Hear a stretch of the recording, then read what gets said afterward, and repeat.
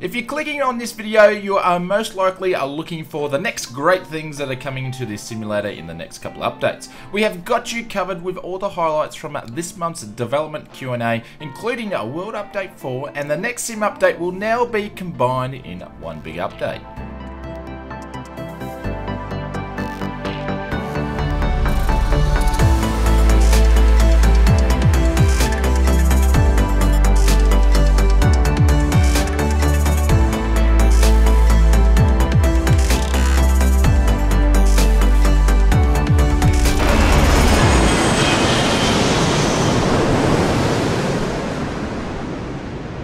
Welcome to another Microsoft Flight Simulator update video. This is where we bring you all the news and updates on the development of this new flight sim. If you want to stay up to date with all the Microsoft Flight Simulator news and insights, please hit that subscribe button.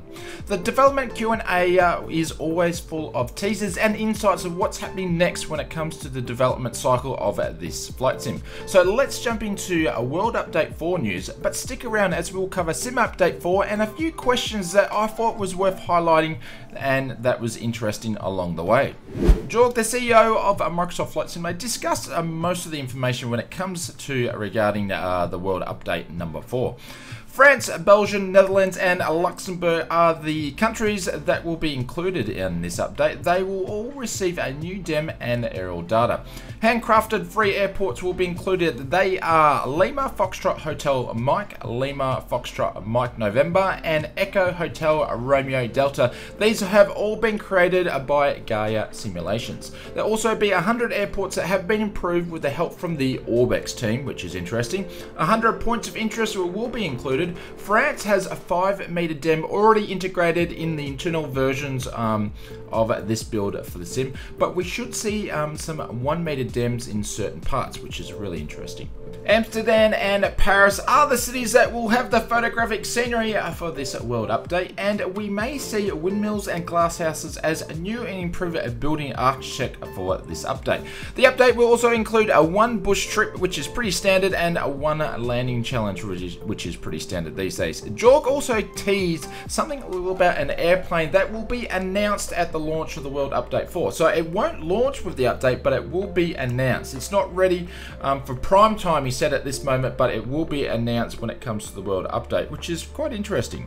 Moving on to the highlights that were discussed around the next sim update, which is sim update number 4. The first one being correct altitude pressures and temperature deviations will be implemented and improved. Altitude readings will be more accurate from this sim update. Improvements to, or improvement past to turbines. So they said this is an improvement past to turbines. They didn't really cover exactly what they're going to be fixing or improving, but I think this is a work in progress. This is sort of the start of improving turbines within the sim. Currently, icing has a one layer of icing and 1 layer of shred, and it's exaggerated from their point of view. So they will be working on an improvement for Sim Update 4, which will have the options to disable icing. So you will have the option for no icing at all, only visual, or icing dynamically, or engine prop icing. So I assume this is to do with more with carburetor icing when it comes to it. So basically icing is going to get overhauled and you're going to have sliders, or you can switch things on and off.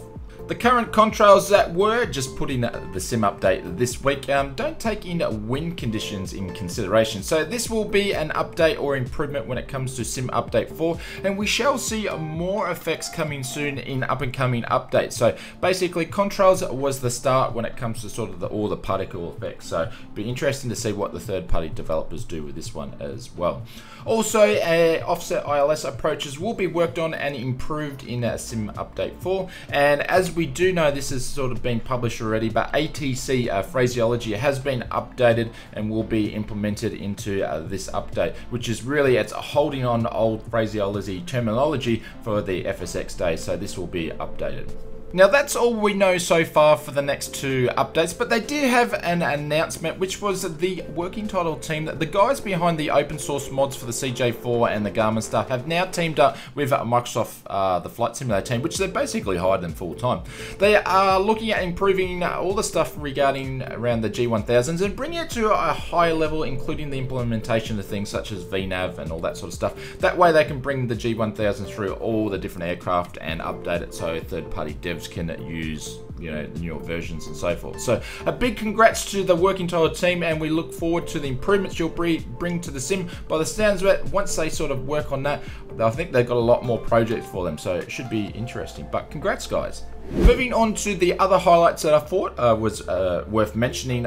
Optimization was a big conversation. This was due to, they mentioned all the work that's getting done with the Xbox version, and we should see that all fall over into the PC world within months. So this sort of didn't really give a time frame, but they said there's a lot of work that's been done, and they're just rewriting code to be more efficient, which is going to help the PC sim because they'll be able to bring more things into the sim. So optimization, we're definitely all up for that, and a lot of that is due to optimizing it for the Xbox version.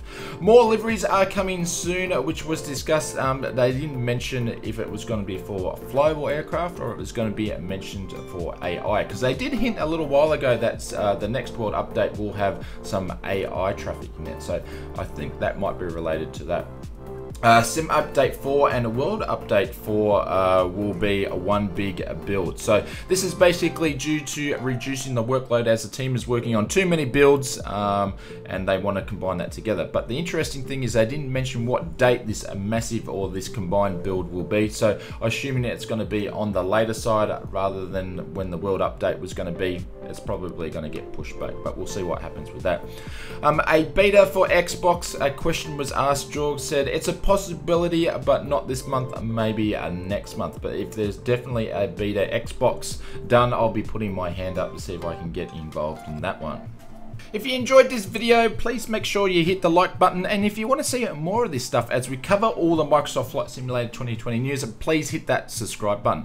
I'll leave you with the link if you want to check out the full dev Q&A video, but it goes for 90 minutes, so you need to have a 90-minute spare. I'm going to leave you with another one of our flight sim videos. Why don't you check that one out, and I'll see you over there.